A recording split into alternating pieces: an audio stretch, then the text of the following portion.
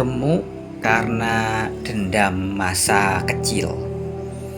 Ada seseorang ketika masih kanak-kanak, dia tinggal di desa atau tinggal di sebuah keluarga yang penuh dengan kekurangan. Ingin ini, ingin itu tidak terpenuhi, tidak tercukupi. Ingin makan ayam, lihat sponsor di televisi waktu dia kecil, ada ayam crispy, tidak terpenuhi. Kemudian ketika dia dewasa, sekolah, kemudian bekerja, dan setelah berkarir beberapa tahun, berpindah-pindah tempat, pindah kantor, akhirnya dia memiliki gaji yang di atas cukup untuk memenuhi kebutuhan dirinya dan cukup untuk memberikan sedikit uang untuk orang tuanya. Maka setiap kali dia gajian, dia terpicu oleh dendam masa lalunya. Ketika dia kecil mau beli McD gak ada uang, maka saat ini ketika dia sudah bekerja dan memiliki uang, maka dia balaskan dendamnya dengan cara apa?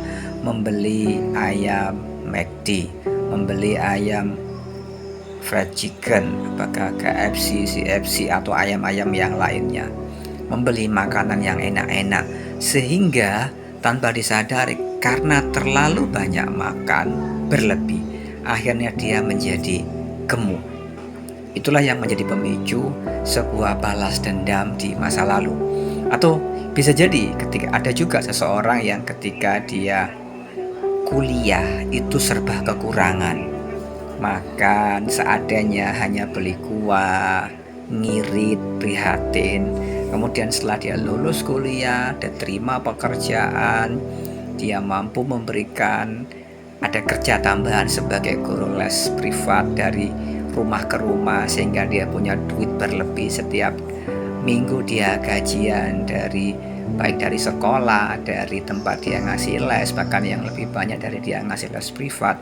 Maka dia balaskan dendamnya setiap kali pulang acara, setiap malam dia beli nasi goreng, beli tahu campur, beli lontong, beli makanan yang enak-enak menurut mulutnya dan mengenyangkan perutnya. Minum es teh, es campur atau apapun lah minuman yang dia sukai. Dampaknya apa? Lama-kelamaan karena makan berlebih dia menjadi gemuk.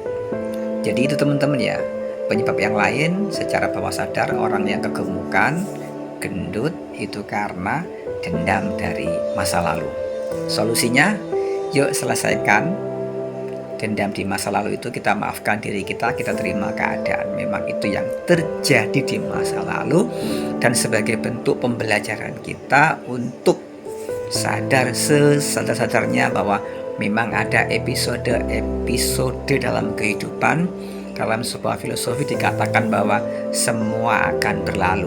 Sebagaimana masa sulit ketika dia kecil itu berlalu, dan sebagaimana masa sekarang dia mengalami kegembiraan, semuanya berlalu, tidak ada yang abadi. Jadi yuk kita bikin perencanaan, bikin manajemen, bikin persiapan. Oke teman-teman yang mau kita bantu, siap kita support untuk mendapatkan berat badan ideal di hipnoterapi IAIA. Sukses selalu, berkah berlimpah. Oh ya, kelas kita, terapi kita ada dua macam teman-teman, ada online, ada offline. Yang offline di beberapa kota yang sudah support tersedia para hipnoterapis kita seperti Jakarta, Depok, Bekasi, Semarang, Jogja, Solo, Surabaya, bahkan sampai ke Denpasar, di Palembang. Kita semua ada terapisnya. Yuk, ada online, ada offline. Kalau yang mau online, yang di luar Kota Semarang bisa ketemu dengan saya, hipnoterapi slimming, berat badan ideal dengan hipnosis, hipnoterapi, dan main programming yang lainnya. Sukses selalu, berkah berlimpah. Sampai ketemu di sesi terapi, coaching, ataupun training.